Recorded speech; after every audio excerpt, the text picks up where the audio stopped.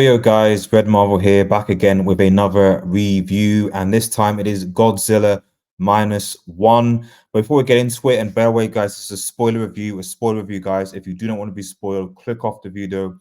If you don't want to be spoiled, spoilers, you guys have been warned. So yeah, Godzilla minus one. Let's just get straight into it. Obviously, if you need to channel to like, share, and subscribe to Red Marvel, follow us on Twitter and Twitch as well. I'm just going to say right off the bat, arguably, this movie is one of the best movies of 2023. Godzilla minus one has a lot of heart, passion, emotion. It's a gripping story. I'd say it's definitely one of the best Godzilla movies. I mean, there's clearly an East versus West depiction of Godzilla, where here we have a much more serious and terrifying Godzilla versus I would argue, the Kong versus Godzilla funny, more light-hearted hero-based Godzilla. In this movie, Godzilla is far from a hero. So the movie kind of takes place in like what is essentially post-World War II Japan, I think following obviously atomic bombs, etc. In Japan. And the main character is a guy called Shikishima, and he was essentially like a kamikaze, well, a failed kamikaze pilot, where it was obviously his duty to obviously, do that against the Americans during the war.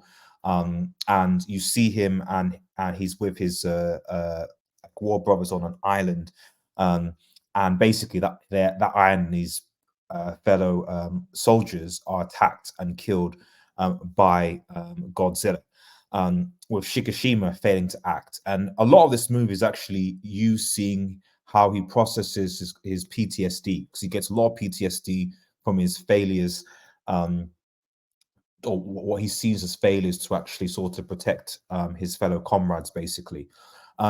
You fast forward, he comes back, he realizes that his parents are dead following the bombings, obviously.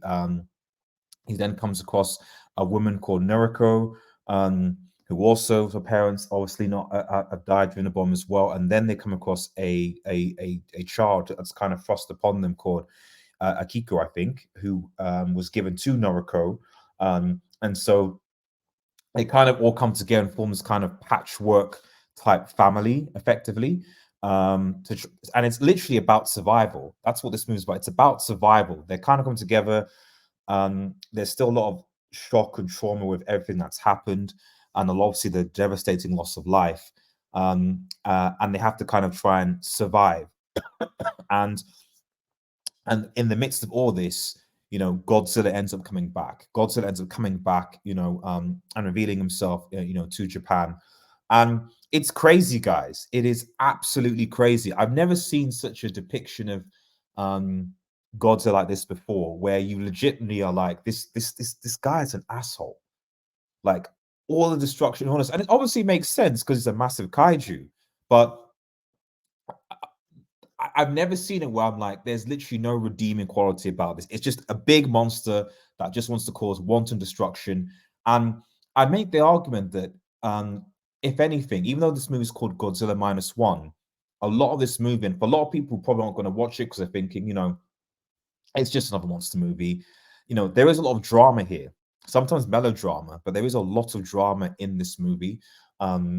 It's mostly about the human interaction, the human characters. You find as you get later on the movie that Shikishima finds some of band of brothers as well, like that are kind of minesweepers. They're kind of done to clean all the mines around Japan, and that's how they come across Godzilla again.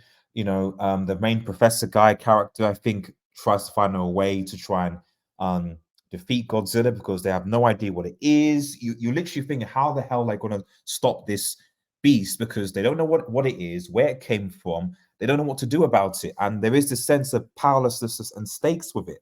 But at the end of the day, you're really rooting for these characters. They kind of find a way. Shikishima, that you follow, who midway through you think he has a massive loss. You see his character arc develop from, right, okay, I'm dealing with a lot of complex PTSD symptoms, to now I need to try and overcome my demons, and get through this and choose life. And I think that's the summary of this movie. It's like the suffering, the trials of people, especially following the war, but then realizing the importance of life and the preciousness of life in the context of, Godzilla character, you know. So yeah, I mean that's the kind of more summary of the plot. Obviously, they end up defeating Godzilla, and but you know, spoilers. He's not really. It doesn't look like he's really dead. He probably will come back and want to do a sequel. But guys, you just have to watch it. Is what I'd say. You have to watch it if you haven't already. It is in Japanese with obviously English subtitles. So just if people aren't aware of that, obviously full Japanese cast as well. And yeah, I don't know if it's the cinema, the way they make this cinematography, but it just felt like a genuinely well put together movie. And if the rumors I'm hearing that this costs a lot less than most Hollywood movies, Hollywood has to kind of hold an L here, because for a non-Hollywood movie, this certainly takes the cake, in my opinion, as one of the best movies of 2023, and something that you should definitely check out. Anyway, guys, remember, if you're new to the channel, to like, share, and subscribe to Red Marvel. Follow us on Twitter and Twitch. Have a nice day, everyone. And cheers. Peace, peace, peace, peace, peace.